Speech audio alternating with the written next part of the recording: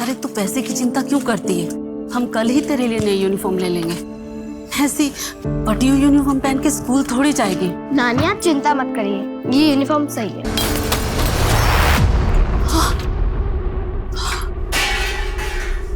क्या कर रहा है सब तू? दिमाग खराब हो गया क्या तेरा? पैसे किधर है? मुझे पैसे चाहिए अभी के अभी। तेरे शराब के लिए फालतू पैसे नहीं है मेरे पास। उस मनुष्य पे खर्चा करने के लिए तेरे पास पैसा है और मेरे लिए नहीं है। सब तेरी वजह से हो रहा है। हाँ? पहले तो अपने माँ बाप को खा गई तू, अब इस घर में झगड़ा करवा रही है। मुझे नहीं रहना इसके साथ, मैं जा रहा हूँ यहाँ से। चल।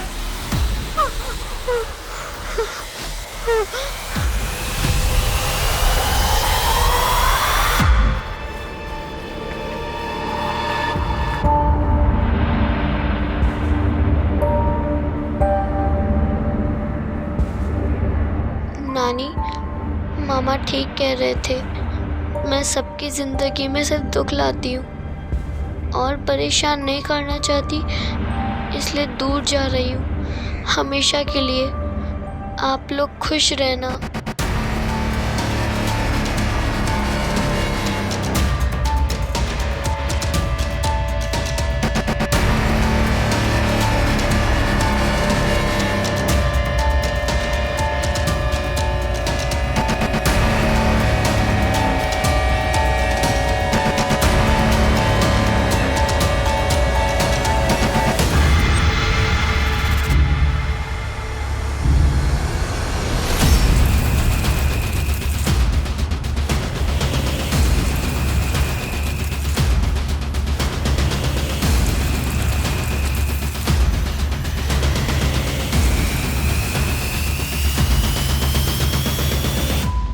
गुस्से में उठाया गया कोई भी कदम हमें अक्सर तबाही की ओर ले जाता है।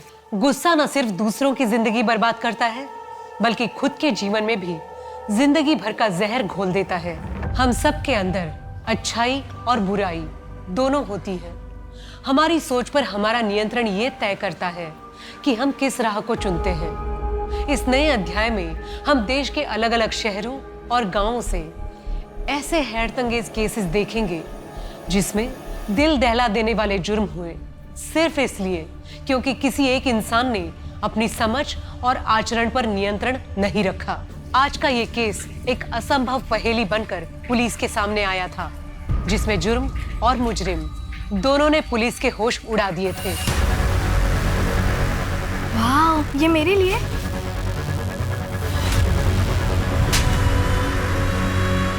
नमस्कार, मैं सोनाली कुलकर्णी क्राइम पेट्रोल सतर्क में आपका स्वागत करती हूँ।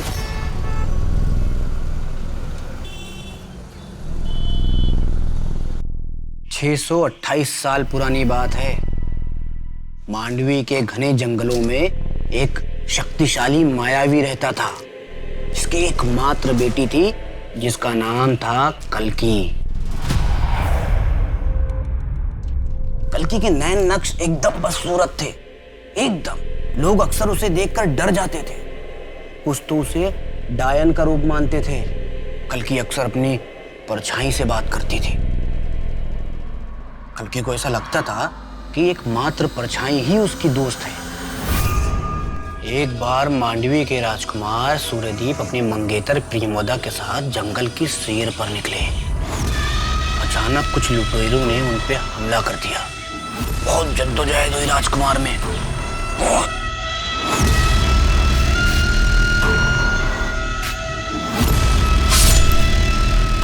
जिसमें रानी प्रियमोदा की मृत्यु हो गई। जान तो राजकुमार सूर्यदीप की भी जाने वाली थी, लेकिन कल्की ने उनकी जान को बचा लिया और कल्की राजकुमार को अपने घर ले आई। कल्की ने राजकुमार सूर्यदीप की बहुत सेवा की, बहुत सेवा की। पहली बार कल्की को अपनी सूरत पे गुस्सा आ रहा था, क्योंकि कल्की को राजकुमार सूर्यदीप से प्यार हो गया था। कल्की के पिता मायावी ने अपने जीवन भर की तपस्या अपनी बेटी कल्की पर न्यौछावर कर दिया और कल्की को प्रियमवदा का रूप दे दिया। कल्की की परछाई कल्की से एकदम नाखुश थी, एकदम नाखुश। और क्या हुआ? क्या आप भी फिर से कल्कि की कहानी लेकर बैठ गए? ये क्या नया शौक चढ़ा है आपको? डेली एक ही कहानी लेकर बैठ जाते हैं। होटल जाने में देरी नहीं हो रही? जा रहा हूँ। और चंदन जगन, तुम दोनों, तुम्हारे सारे काम खत्म हो गए हैं, आराम से बैठ के कहानी सुन रहे हो। चलो जाओ। जी मैम, जा रहे हैं। और आप भी उठिए, गीजर ऑन कर दिया मैंने। चलिए चलो, लीजिए। Oh thank you. आज मैं थोड़ा जल्दी आने की कोशिश करूंगा। कार्तिक, नमित का कॉल आया था, वो आज लद्दाख ट्रिप से वापस आ रहा है। तो फाइनली उसको फुर्सत मिल गई। कोविड और लॉकडाउन के चक्कर में होटल का धंधा आधे से कम हो गया था। अभी जब धंधा स्टार्ट हुआ था तो वो दोस्तों के साथ ट्रिप पे निकल गया, वो भी होटल के अकाउंट से पैसे लेकर। कार्तिक, इतना भी क्या? भतीजा है आपका। अदिति तुम नहीं समझोगी, पिछली बार भी मैंने उसको कुछ नहीं बोला था, लेकिन उसकी लापरवाही बढ़ती जा रही है। अच्छा, आप रहने दीजिए। अदिति तुम बीच में मत बोलो, ये मैं हैंडल कर लूंगा। अच्छा मैं निकल रहा हूँ, मैं तुमको लाइव लोकेशन भेज दूँ।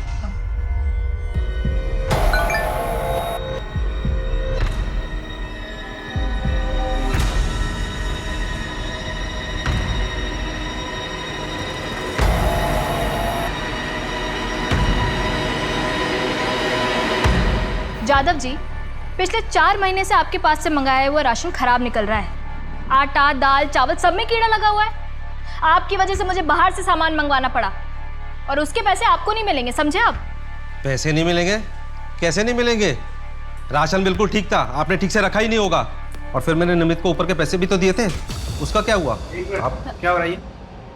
किस पैसे की बात कर रहे हो तुम? मैंने नमित को 5 लाख रुपए दिए थे।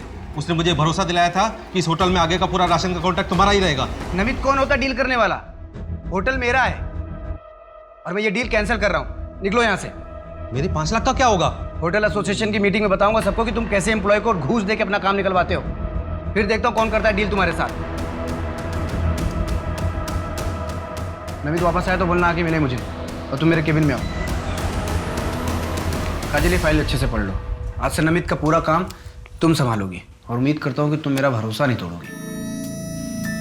बिल्कुल नहीं कार्तिक। तुम्हें पता है आज मैं कितना खुश हूँ। अब हमें साथ रहने के और भी ज्यादा मौके मिल जाएंगे। What? काजल तुम गलत समझ रही हो। पहले भी तो हम साथ में कितना खुश थे। देखो काजल, पहले जो कुछ भी हुआ वो मेरी गलती थी, लेकिन अब मैं बिल्कुल बदल गया हूं।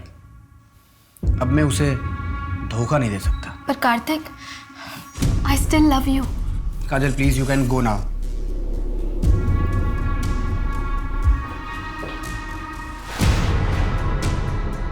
हाँ बस निकल रहा हूँ मैं।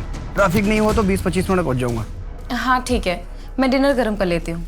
हाँ ठीक है, लाइव लोकेशन भेजता हूँ मैं तुमको।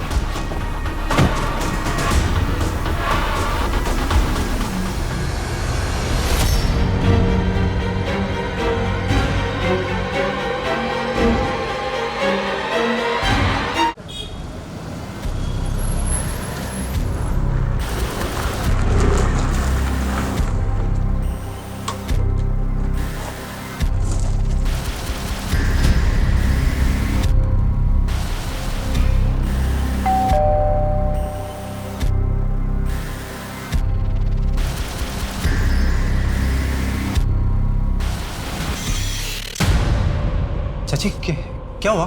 नमित तुम कहाँ थे? मैं तुम्हें कल रात से कॉल कर रही हूँ। कितने मैसेज किए तुम्हें, तुम्हारा फोन क्यों बंद है? वो मोबाइल की बैटरी खत्म हो गई। कुछ पता चला चाचू का कहाँ है? पुलिस कह रही है कि वेट करो। चाची पुलिस की तहकीकात तो 24 घंटे के बाद शुरू होगी। अब उनका लास्ट लोकेशन क्या था? अशोक रोड क्रॉस कर रहे थे। आप चिंता मत करो, मैं देखता हूँ। नहीं, मैं भी तुम्हारे साथ चलती हूँ। ठीक है आओ। रुको रुको रुको, कार्तिक!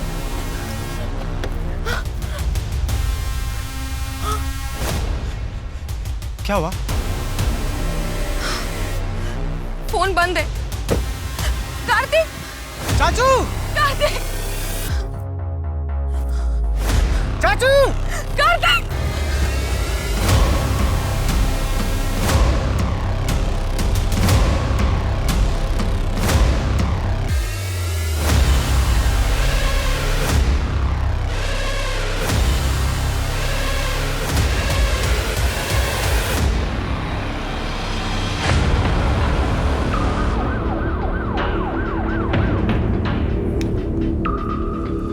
विक्टिम का नाम कार्तिक महाजन, महाजन होटल का मालिक।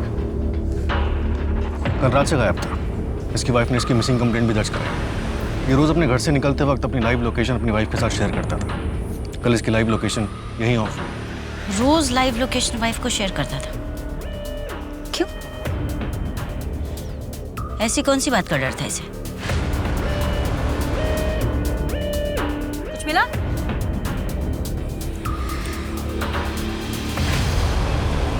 शर्मा, देखो तो क्या है।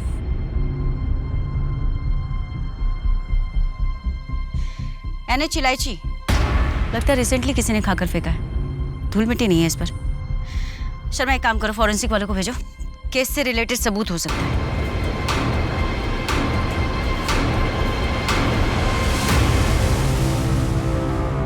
वाह, ये मेरे लिए? खास तुम्हारे लिए मंगवाया मैंने। इसकी क्या जरूरत थी? तुम ऑलरेडी मुझे कितने गिफ्ट्स देते रहते हो। अरे मुझे अच्छी लगी तो मैंने ले ली। बाय द वे तुम्हारे ऊपर ये बहुत अच्छी लगेगी। देखो, ऐ शाबाश, देखो। Nice, thank you Kartik, I love you.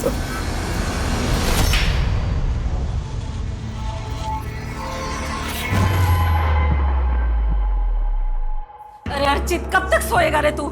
चल जल्दी उठ। तुझे मिश्रा जी से मिलने जाना था ना? कितना मुश्किल से तेरा नौकरी का बात किया। अब उठ भी, जल्दी जा।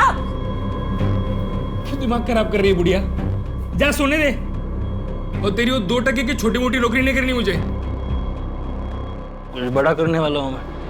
सुबह सुबह दिमाग खराब करती है बुढ़िया। अरे जिया, तू आ गई? चल मैं तेरे लिए नाश्ता लगा देती हूँ। नानी, आप रोइए मत। जब मैं बड़ी हो जाऊंगी ना, मैं सब संभालूंगी। आप चिंता मत करिए।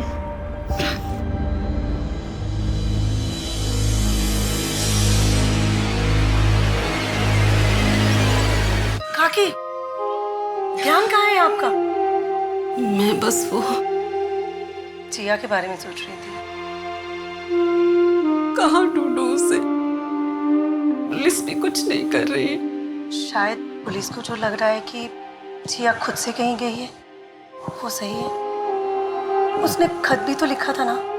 पर बच्ची है, कहीं भी है तो ढूंढना तो होगा ना। हिम्मत रखिए काकी। अरे वो मेरी चाय बन गई? जिया का अब तक कुछ पता चला? नहीं, अब मैं चाय गर्म करके लाती हूँ। मिल जाएगी काकी।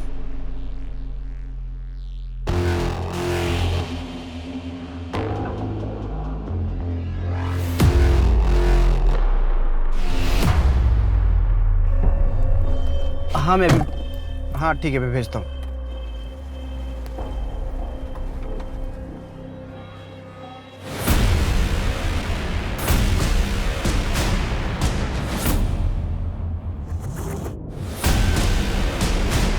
भानु सिंह, 2 महीने पहले तक दोनों की काफ़ी अच्छी दोस्ती थी। वो अक्सर यहाँ आया करते थे। उस दिन जब कार्तिक यहाँ से गया तो उसका मूड कैसा था? नॉर्मली था मैम। हाँ, सुबह वो राशन वाले वेंडर के साथ थोड़ी नोकझोंक हुई थी। होटल एसोसिएशन की मीटिंग में बताऊंगा सबको कि तुम कैसे एम्प्लॉय को घूस दे के अपना काम निकलवाते हो। तो थोड़े अपसेट थे।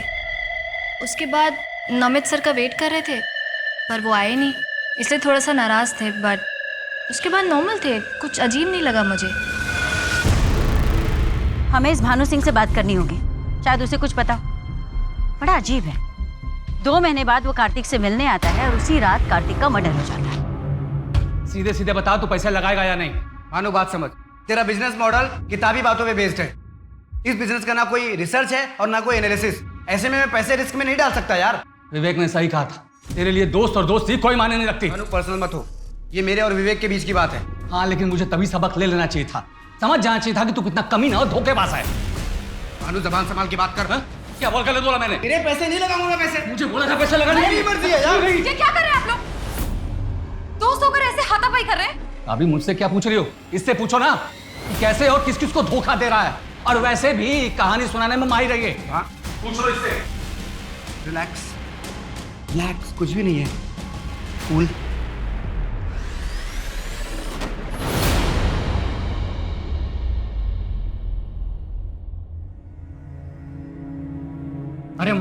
आओ आओ आओ आओ, ये देख मैं तेरे लिए क्या लाया। इतने पैसे कहाँ से आए तेरे पास? अरे माँ ये समझ ले तेरे बेटे को बहुत बड़ी लॉटरी लग गई है। लॉटरी? कैसी लॉटरी? अरे माँ अब ये समझ ले कि तेरा बेटा बहुत बड़ा आदमी बनने वाला है। अब खड़े खड़े सब कहानी सुनेगी क्या? मुझे भूख लगी है, कुछ अच्छा सा खिला दे। चल मैं फ्रेश होके आता हूँ।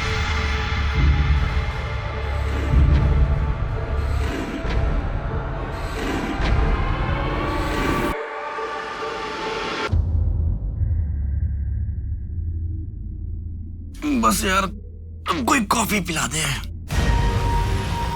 मैं नहीं बना रही हूँ। यार तुम्हारे किचन में मुझे समझ में नहीं आ रहा। फ्रिज के अंदर दूध रखा है और ऊपर कॉफी रखी है, जाके बना लो, मैं नहीं बनाऊँ। ठीक है मैडम, कोई बात नहीं, मैं आपके लिए कॉफी बनाता हूँ।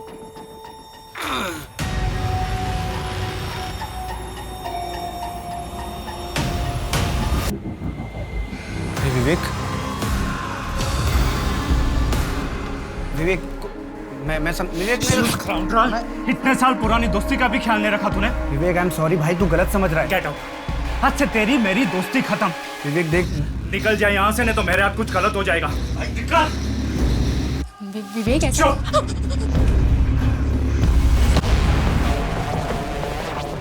विवेक जल्दी करो, फ्लाइट मिस हो जाएगी। विवेक हाँ क्या हुआ? कुछ नहीं, चल।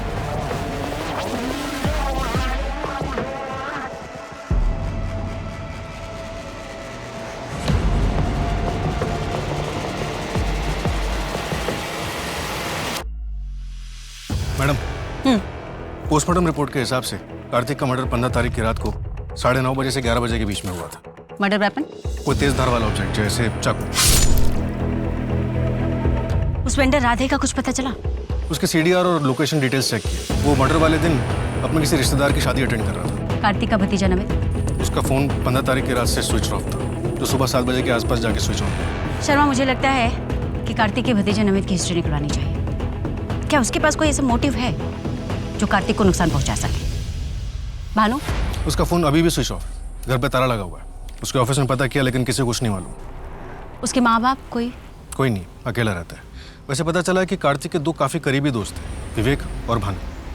विवेक की वाइफ के साथ कार्तिक का अफेयर था, जो विवेक को 1 साल पहले पता चला और उसने दोस्ती तोड़ ली। इस विवेक के पास मोटिव है। लेकिन मैडम 1 साल तक क्यों रुकेगा? वैसे बात हुई है उससे, वो मुंबई में कोई कॉन्फ्रेंस अटेंड कर रहा है अपनी वाइफ नैना के साथ। 1-2 दिन में आ जाएगा, तब बात करेगा। एक काम करते हैं, बाय द टाइम हम कार्तिक की बीवी अदिति से बात करते हैं। मुझे लगता है उसे पता होगा इस अफेयर के बारे में। अब आपके सामने पेश है राजकुमार सूर्यदीप और राजकुमारी प्रियंवदा।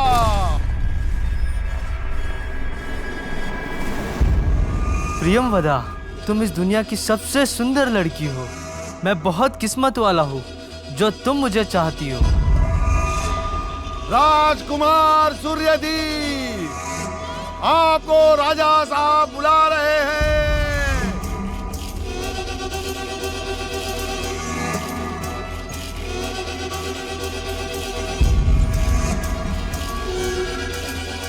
नहीं, ये सब एक धोखा है, ये सब एक झूठ है।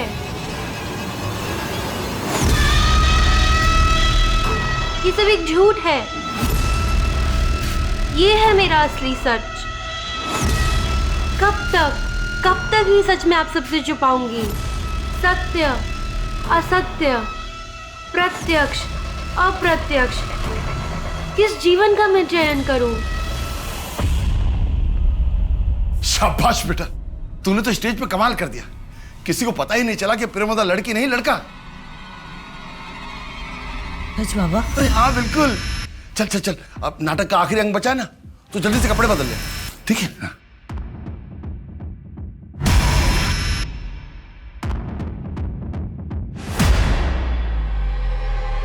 ये सब धोखा है, ये तू नहीं है। कैसा धोखा? मुझे सब सच में पसंद है। तुझे पसंद है तेरे बाबा को? मुझे इस नए रंग में इतना भी मत रंग कि मैं भी तुझसे दूर हो जाऊं।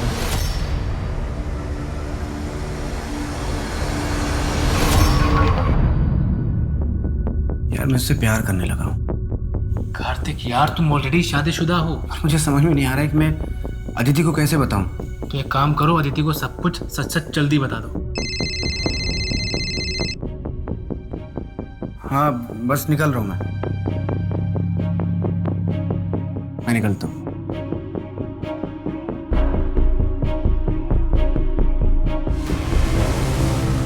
मुझे पता था कि कार्तिक का नैना के साथ अफेयर था, लेकिन ये 1 साल पुरानी बात है।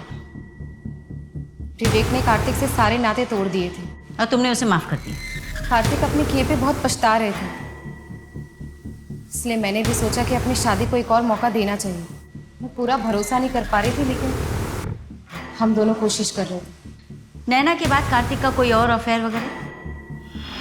जी मुझे नहीं पता, लेकिन कार्तिक पिछले 1 साल से अपनी लाइव लोकेशन मुझसे शेयर कर रहे थे, प्रूफ के तौर पर, ताकि वो जहाँ पर भी रहे मुझे पता हो और मैं उन पर कभी शक ना करूँ। वो काफ़ी बदल गए थे। बदल गए थे मतलब? बहुत हंसमुख हो गए थे। हर सुबह बैठकर हम दोनों को कल्कि की कहानियाँ सुनाते रहे। कहाँ पढ़ी थी? कोई बुक, ब्लॉग? जी ये नहीं पता, लेकिन कार्तिक बहुत खुश थे। जिस दिन कार्तिक की डेथ हुई, I mean 15 अप्रैल को, रात 9:30 से 11 के बीच में आप कहाँ थे? मैं अपने घर पर थी, कार्तिक का इंतज़ार कर रही थी। काफ़ी टाइम तक जब कार्तिक नहीं आए तो मैंने उन्हें कॉल किया, लेकिन उनका फ़ोन बंद आ रहा था। फिर करीब 11:45 के आसपास मैं पुलिस स्टेशन गई थी। मेरे घर के एंट्रेंस में CCTV कैमरा है, आप चाहे तो चेक कर सकती हैं, या फिर आप चंदन से भी पूछ सकती हैं।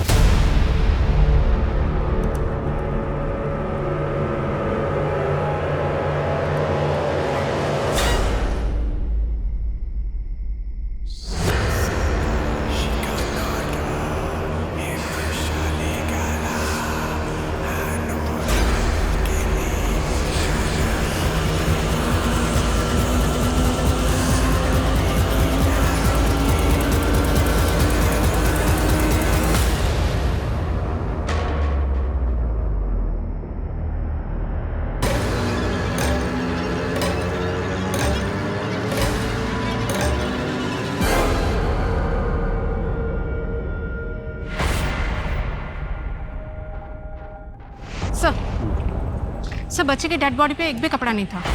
Sexual assault? कुछ कह नहीं सकते सर, गला भी कटा हुआ है इसे। ये जिया वर्मा है ना? मिसिंग कंप्लेंट आई थी इसकी। बॉडी को तुरंत भेजो पोस्टमार्टम के लिए और इस एरिया को अच्छे से छानबीन करो। सर, बच्चे की डेड बॉडी के पास ये काली मोती भी मिले हैं। किलर के हो सकते हैं, जिया को मारते समय छीना झपटी में गिर गए होंगे। उसमें कोई मार्किंग या लोगो हो सकता है। इसको फॉरेंसिक के लिए भेजो। जी सर। ताकि पता चले कि किसी बनाने वाले का है या दुकानदार का है। जी सर।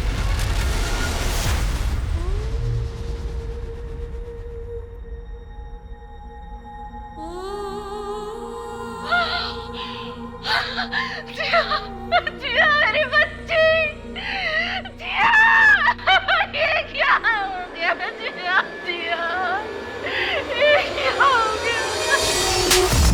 क्या मतलब है नाटक नहीं करो? बाबा मुझे लड़कियों के कपड़े नहीं पहनना, सब लोग चिढ़ाएंगे मुझे। बेटा तू सबसे सुंदर प्रेमवदा है, तुझसे अच्छा कोई नहीं कर सकता। बाबा मैं सूर्यदीप बन जाऊं? नहीं, तू प्रेमवदा ही बनेगा, ये मेरा आखिरी फैसला है। जल्दी बाहर आ जा। खाना ऑर्डर किया है, खा लो। मुझे भूख नहीं है नमित। ऐसे तो आपकी तबीयत खराब हो जाएगी। सच बताओ, क्या कार्तिक को तुमने? क्या? ये आप क्या बोल रहे हैं? जिस रात उनका मर्डर हुआ तुम कहाँ थे?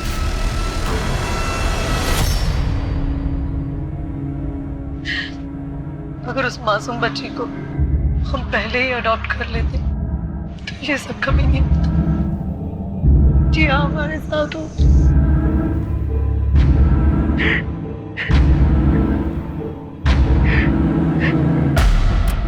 मैडम, कार्तिक का भतीजा नमित, उसके बारे में एक इन्फॉर्मेशन मिली है। ये एक हैबिचुअल जुआरी है, सट्टेबाजी, जुआ, ये उसकी कमजोरी है। उसके ऊपर काफी उधारी भी है। हर थर्सडे को वो एक इलीगल बेटिंग पार्लर में जाता है जो विजयनगर में। ये अशोक रोड वाले जंगल के बगल में है ना, जहाँ से हमें कार्तिक की डेड बॉडी मिली थी? Right madam. 15 अप्रैल को जिस दिन कार्तिक की मौत हुई उस दिन भी थर्सडे था, यानी कि हादसे के वक्त नमित उसी एरिया में था, राइट? हाँ, पप्पू ने बताया था कि उस दिन नमित बैटिंग पार्लर गया था। और एक बात मैडम, कि नमित को इलायची खाने का बहुत शौक है और उसका फेवरेट ब्रांड है NH इलायची। उठाओ साले को। सर, ये पोस्टमार्टम रिपोर्ट आ गई है।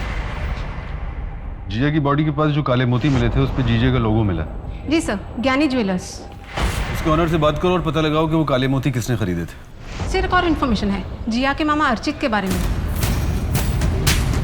हाँ? मैम आप मुझे मार क्यों रहे हैं मैम?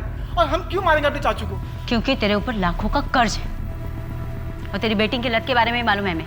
मैम आपको ये भी पता होगा कि जिस दिन चाचू का मर्डर हुआ था हम बैटिंग कर रहे थे।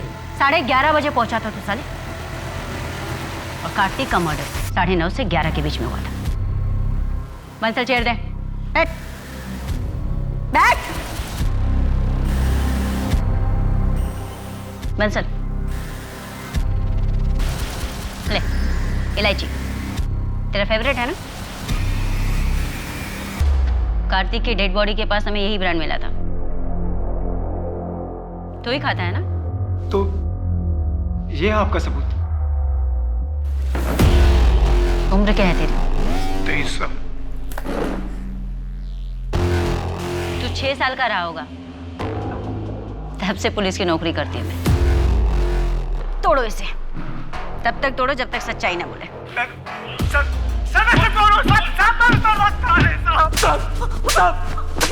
बस कीजिए साहब, मैंने बोलता है मैंने कुछ नहीं किया है साहब। आज ही तेरे दोस्त को औरतों की तस्करी के रैकेट में अरेस्ट किया है। पिछले 2 हफ्ते से तुम दोनों के बीच में कुछ ज्यादा ही बातचीत चल रही थी और अचानक जिया गायब हो गई और तू अमीर हो गया। हाँ? कहीं तूने जिया को बेच तो नहीं दिया उसके हाथों?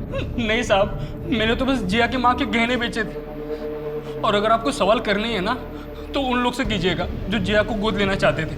हाथ धो के पीछे पड़े थे साहब मेरी माँ के, जिया को गोद लेने के लिए। मैंने कुछ नहीं किया है साहब। हाँ बेटा, आई एम सो सॉरी। पापा है ना, पापा आपको होमवर्क करवा देंगे। पक्का संडे को मम्मा आपके और पापा के साथ गार्डन जाएंगे, promise. Bye bye, love you. Okay Pari, love you बेटा, बाय। बच्चे भी ना। मैडम ये फॉरेंसिक टीम को कार के मैट के नीचे से ज्वेलरी मिली है। अदिति से बात हुई लेकिन ये उसका नहीं है। नहीं, अदिति की हो भी नहीं सकती क्योंकि वो बहुत फाइन ज्वेलरी पहनती है, डेलीकेट से पीसेस होते हैं। ये तो इसके लोगों से पता करवाते हैं। ये काले मोती गानी ज्वेलर्स के यहाँ से ही खरीदे गए थे। खरीदे किसने थे, कुछ पता चला? नहीं सर, बहुत कॉमन है। ज्वेलर से कहो हमें सारे रिकॉर्ड चेक करके बताएं इमीडिएटली। राजन और मैं जिया को अडॉप्ट करना चाहती थी, लेकिन मालती काकी जिया के बगैर रह नहीं सकती थी, तो उन्होंने मना कर दी। और इस गुस्से में आप लोगों ने जिया को मार दिया? ये कैसी बातें कर रहे हैं सर आप? मैं भोपाल में नया बिजनेस सेटअप करने वाला हूँ और शायद हमें वहीं शिफ्ट होना पड़े। और इसी के रहते हम लोगों ने काकी पे प्रेशर नहीं डाला। शर्मा, वो कहानी जो कार्तिक सबको सुनाता था, उस बुक का कुछ पता चला? नहीं मैडम, पर उस कहानी का हमारे किससे क्या लेना देना? पता नहीं, मुझे लगता है कि हमें वो कहानी जाननी चाहिए। आखिर उसका अंत क्या था? पता करता हूँ मैडम। वैसे वो ब्रेसलेट जहाँ से लिया गया था उसका पता चल गया, ज्ञानी ज्वेलर्स। किसने खरीदा था? कार्तिक ने? यस मैडम, बिल उसी के नाम पे है और साथ ही एक मेंस ब्लैक पर्ल ब्रेसलेट भी लिया गया था। एक विमेंस ब्रेसलेट जो उसकी बीवी के लिए नहीं था, साथ में एक मेंस ब्रेसलेट भी। किसके लिए खरीदा होगा? और एक बात, शॉप के ओनर ने बताया कि उसे किसी दूसरे पुलिस स्टेशन से भी फोन आया था इन्हीं काले मोतियों के बारे में पता करने के लिए। इंस्पेक्टर का नाम? बस कर यार, तुझे ऐसे स्माइल करते देख मुझे अजीब सा लग रहा है। वैसे भानु तुझे देख के अच्छा लगा? मैं बस सिर्फ ये देखना है इस बार अदिति भाभी को किसके लिए धोखा दे रहा है। भी नहीं यार।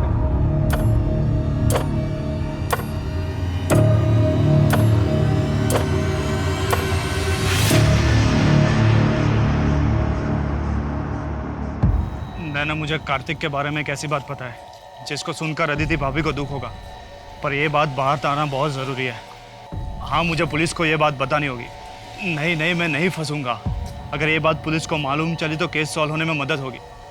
हाँ, मैं पुलिस स्टेशन होकर घर ही आऊँगा।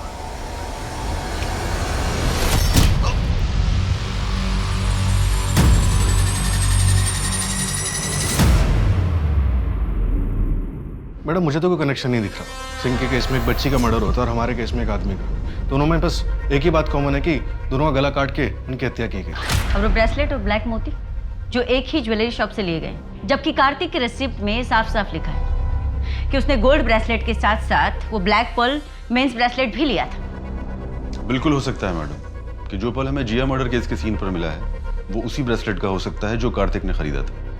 एक बार ऐसे भी जिसने ज्ञानी ज्वेलर से थोक में ब्लैक पर्ल्स खरीदे थे और लोकल मार्केट में बेच दिए, उसकी तो पुलिस भी नहीं मिलेगी। तो अगर हम लोकल मार्केट के आसपास के एरिया में पता लगाने की कोशिश करें तो? बिल्कुल कर सकते हैं मैडम। मैडम आज संडे है और 3 बजे आपको अपनी बेटी के साथ बाहर जाना। थैंक यू शर्मा, तुमने बचा लिया, वरना परी आज मुझे। Hello, what? ठीक है, हम पहुंचते हैं। एक और मर्डर हुआ है।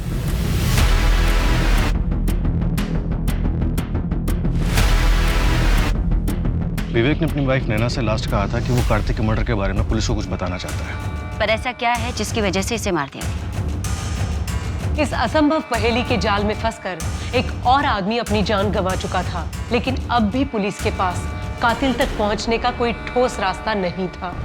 कार्तिक के साथ वो औरत कौन थी? अगर वो सच में कार्तिक से प्यार करती थी तो वो अब तक सामने क्यों नहीं आई थी? इन मर्डर्स के पीछे का सच क्या था? क्या विवेक आखिरी विक्टिम था या और भी जुर्म होने बाकी थे? नैना, अपने पति के बारे में कुछ बता सकती हो? मैम, वो बहुत ही अच्छे इंसान थे, बस थोड़ा अंधविश्वासी थे।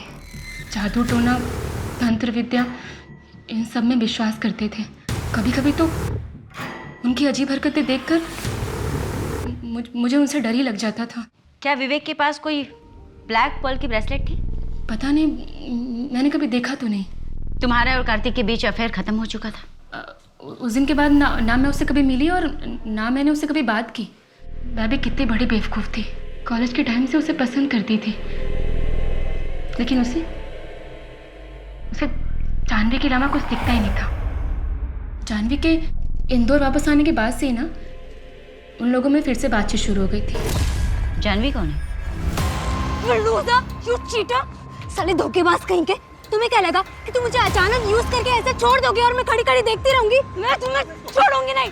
तुम अपने आप को समझते क्या हो Kartik? Jahnavi, I am sorry, मैं तुमको लाइक नहीं करता हूँ। अच्छा, 2 साल से मजाक कर रहा था क्या? हाँ, तो अभी याद आया कि मैं तुम्हें पसंद नहीं करती हूँ। हाँ, मैं कार्तिक से बहुत ज़्यादा गुस्सा थी, लेकिन 10 साल पहले। और मैम, अगर आप मेरी जगह होती तो शायद वही फील करती। जब आपको ये पता चलता कि जो 2 साल से आपका बॉयफ्रेंड है वो आपको नहीं, आपके बेस्ट फ्रेंड को लाइक करता है। Best friend? यू मीन नैना? नहीं, नैना नहीं। नैना नहीं तो और कौन? अजय सिंह। व्हाट? तुम्हारा मतलब है कार्तिक लड़कों में भी इंटरेस्टेड था?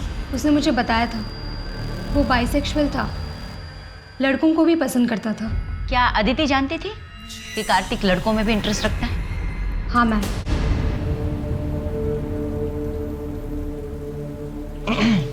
आप ठीक हो? हाँ, मुझे क्या हुआ है? तुझे पुलिस ने छोड़ दिया? हाँ, उनके पास मेरे खिलाफ कोई सबूत ही नहीं था। आपको पता है कि चाचू को लड़कों में इंटरेस्ट? खाना फ्रिज में रखा है, खा लेना। एक बात खटक रही है शर्मा, कार्तिक महाजन की जिंदगी में अचानक से ऐसा क्या हो गया था कि वो खुश रहने लगा था, शांत हो गया था? आखिर क्या? कहानियां सुनाने के नए शौक के अलावा? असली नाटक में परछाई का कोई जिक्र नहीं था। ये परछाई वाला एंगल इस नाटक में डाल के इसे नया रूप दिया गया। और ये काम सिर्फ वही कर सकता है जिसे न सिर्फ ये नाटक मुंह ज़बानी याद हो, बल्कि सांवेर में इस नाटक का पात्र भी रह चुका। यू मीन राइटर प्रकाश त्यागी का बेटा दिनेश? Right madam. और जो कहानियां वो सुनाता था वो 14-15 साल पुरानी है। मध्य प्रदेश के सांवेर जिले में कोई नाटक होता था, उसकी कहानी। हाँ मैडम, काफ़ी फेमस नाटक है। मेरे कॉलेज के हिंदी के प्रोफेसर ने बताया कि कल्कि की कहानी राइटर प्रकाश त्यागी ने लिखी, लेकिन अनफॉर्चुनेटली 15 साल पहले उनका सीढ़ियों से गिरने की वजह से देहांत हो गया और इस वजह से ये नाटक अभी छपा नहीं।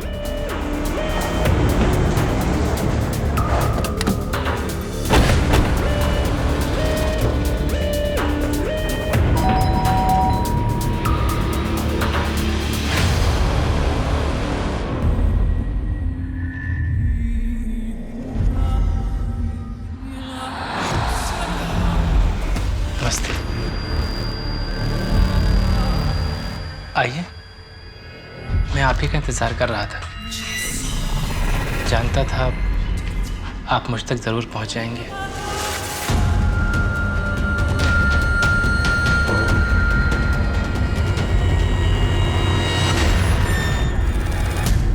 Thank you. दिनेश, आपने पुलिस को फ़ोन करके बताना ज़रूरी क्यों नहीं समझा? मैम, मैं अदिति को और परेशान नहीं करना चाहता था। क्या आप नहीं चाहते कि जिसने भी कार्तिक का मर्डर किया उसे सजा मिले? उससे क्या होगा मैम? कार्तिक वापस तो नहीं आ जाएगा? आपका ऐसे लड़कियों की गेटअप में रहना, I mean, कार्तिक को इससे कोई प्रॉब्लम नहीं थी?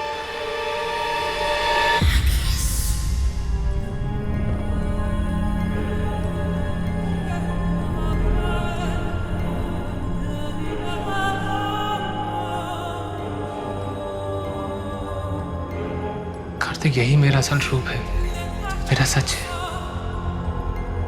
मैं खुद को ऐसे ही देखता हूँ और पूरी जिंदगी ऐसे ही जीना चाहता हूँ। अगर तुम मुझे एक्सेप्ट नहीं कर सकते हो तो it's okay. I love you Dinesh. तुम जैसे भी हो मेरे लिए दुनिया के सबसे खूबसूरत इंसान हो तुम।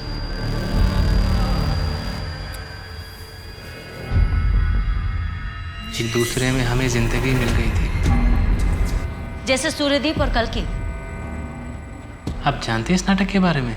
शुरू के 2 अंक, आखिरी में क्या हुआ? वही जो हर नाटक में होता है, दुख, विलाप और मौत। कल्कि ने सूर्यदीप को अपनी हकीकत बताने का तय किया और सूर्यदीप के सामने अपने असल रूप में आ गई। कल्कि का कुरूप देखकर सूर्यदीप ने कल्कि को जान से मार दिया। घायल कल्कि जमीन पर पड़ी हुई थी। तभी कल्कि की परछाई उसके सामने प्रकट हुई। कल्कि को उसके असल रूप में देखकर उसकी परछाई उसमें समा गई। इस तरह कल्कि को दोनों मिल गए, उसकी परछाई भी और सूर्यदीप के साथ बिताए कुछ पलों की खुशी भी। जिस तरह कुछ खुशी के पल मुझे मिले कार्तिक के साथ। कार्तिक शादीशुदा था और पिछले 6 महीने से आपके साथ रिलेशनशिप में भी। ये बात उसने अपनी पत्नी को नहीं बताई। आपको इस बात से कभी कोई आपत्ति नहीं हुई? I mean, इस तरह के रिश्ते और ये दोहरी जिंदगी बहुत ही घातक होते हैं। मैंने कार्तिक को नहीं मारा है। अगर आपके सवाल खत्म हो गए तो प्लीज आप जा सकती हैं।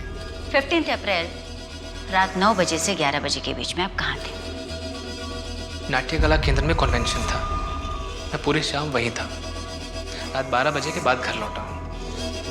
आप चाहें तो वहाँ मौजूद लोगों से पूछताछ कर सकते हैं। एक आखिरी सवाल दिनेश, आपने अपने पिता के नाटक में परछाई क्यों ऐड की? मैम, परछाई हर इंसान का दर्पण होता है। मेरी परछाई भी मेरा आईना है। मैं बस सबको यही बताना चाहता था। Okay okay, I will help you to solve the sum. Bye. Madam, Dinesh सच बोल रहा था। कार्तिक के मर्डर के वक्त वो कन्वेंशन में ही था। कहीं कुछ छूटा तो नहीं ना शर्मा? सीसीटीवी रिकॉर्डिंग मैंने खुद चेक की है, वो वहीं था। पीएसआई शुक्ला को अपडेट कर दिया दिनेश के बारे में? कर दिया मैंने, लेकिन जिया और दिनेश के बीच कोई लिंक नहीं है। मैम, भानु का फोन ऑन हुआ है, एक होटल में छिपा बैठा है। टीम निकल गई है उसे अरेस्ट करने। गुड। मैं अभी भी तेरे प्रोजेक्ट में इन्वेस्ट करने के लिए तैयार नहीं हूँ। नहीं यार, वो बात नहीं। मैं बस तुम्हें सॉरी बोल रहा हूँ। उस दिन कुछ ज्यादा ही झगड़ा कर लिया था। मेरी समझ में आ गया है कि मेरा प्रोजेक्ट फुल प्रूफ नहीं है। नहीं देख, तेरा कंसेप्ट अच्छा है, लेकिन थोड़ा वर्क कर उस पर कभी आराम से बैठ के बात करेंगे, है ना? ठीक। अच्छा सुन, मुझे थोड़ा दिनेश से मिलना है, मैं तुझे बाद में बात करता हूँ।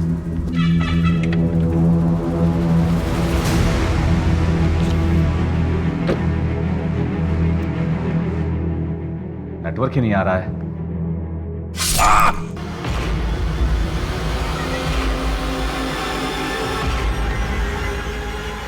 उसके बाद मैंने एक बार भी पीछे मुड़कर नहीं देखा। बहुत ज्यादा डर गया था। जो पहला होटल दिखा उसी में चेक इन कर लिया और फोन स्विच ऑफ कर दिया। आखिर कौन विश्वास करेगा मेरी बातों का? सही सोचा तूने। तेरी किसी कहानी पे हमें जरा सा भी भरोसा नहीं। तेरी सारी कहानी झूठी है। हमारे पास वीडियो प्रूफ है कि कार्तिक के मर्डर के वक्त दिनेश कहीं और था।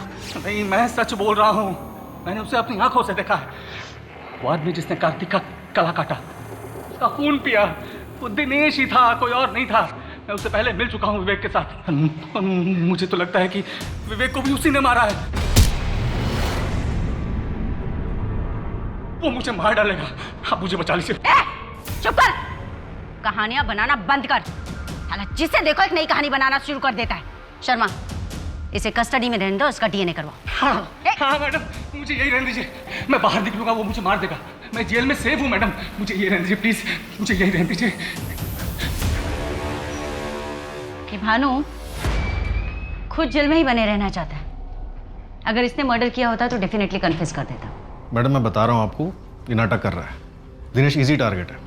अगर हमारे पास वीडियो प्रूफ नहीं होता तो हम भी उसकी बातों में आ जाते हैं। बात तो सही कह रहे हो तुम। एक ही वक्त पे एक बंदा दो जगह तो नहीं हो सकता।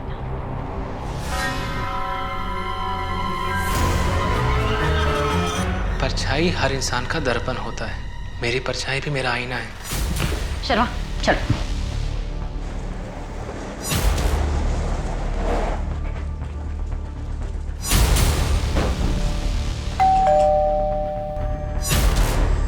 आप लोग क्या? अरे आप ऐसे क्या ढूंढ रहे हैं आप? अभी पता चल जाएगा क्या ढूंढ रहे हैं। मैम आप अंदर नहीं जा सकती। मैम प्लीज, सर आप प्लीज।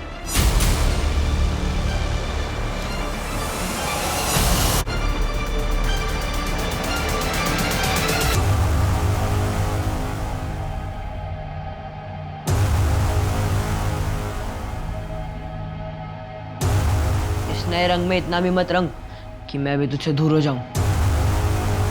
तो ये है तुम्हारी परछाई। लेके आओ दोनों को बाहर।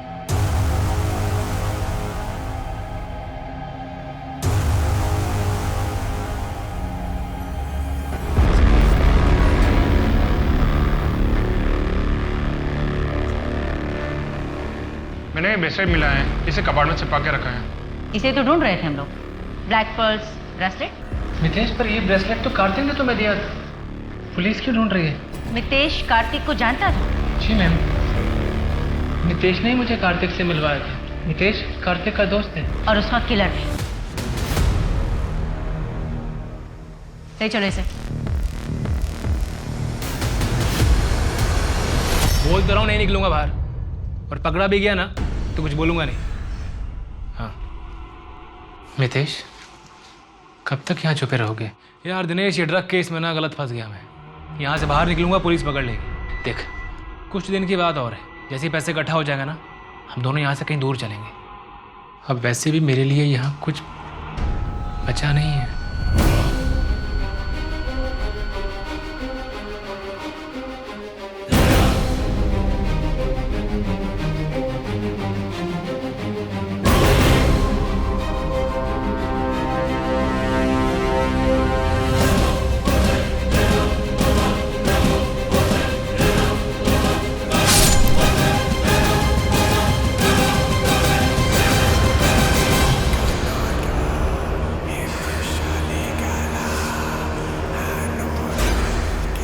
बाबा पार्शनाथ से मिला। उन्होंने मुझसे कहा कि मुझे बलि देनी होगी। बाबा ने कहा कि मुझे 27 बालिग आदमी या औरतों की बलि देनी होगी।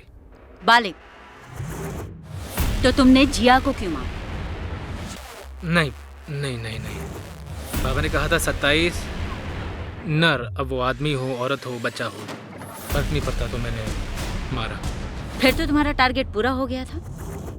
फिर तुमने कार्तिक और विवेक को क्यों मारा? विवेक 27वीं बलि थी।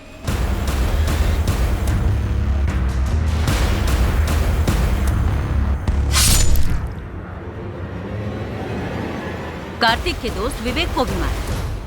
मैडम, मुझे ये नहीं पता था कि विवेक दोस्त है। तुम्हारे घर की टेबल पर उसकी फोटो है और तुम्हें पता नहीं था कि विवेक दोस्त है? जब मैंने मारा तो अंधेरा बहुत था, चेहरा दिखा नहीं। तुमने एक आदमी की जान ले ली और तुमने उसका चेहरा तक नहीं देखा। मैडम आप बिल्कुल सही थी। सबकी लोकेशन डिटेल्स निकाल कर क्रॉस चेक किया तो 3 मैचेस निकले। जिस दिन विवेक का मर्डर हुआ था उस दिन मितेश के अलावा बाबा के आश्रम 2 और लोग भी मिलने गए थे। यू मीन हमारे पास सारे सबूत हैं? सीडीआर रिपोर्ट, लोकेशन डिटेल्स सब में पक्का मैच है। बैकग्राउंड निकालो तो पता चला सब कॉलेज फ्रेंड्स हैं और 10 महीने पहले ही अब बस ऑनलाइन बात होनी शुरू हुई। तो उठाओ सबको, सोचना क्या?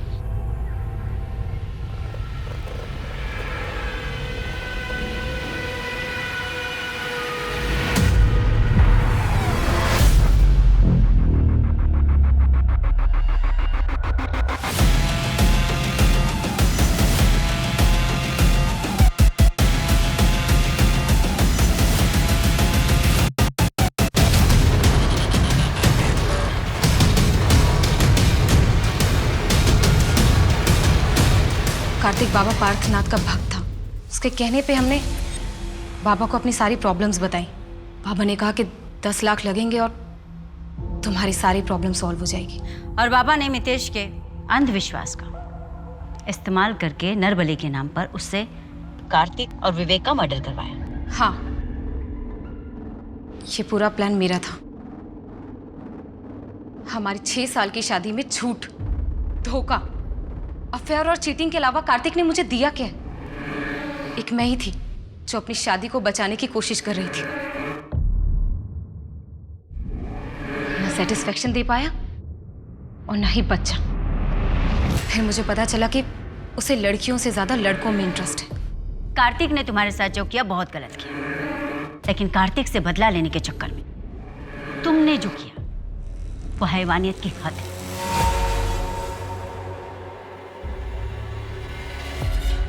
मेरी पहचान, मेरा पहनावा,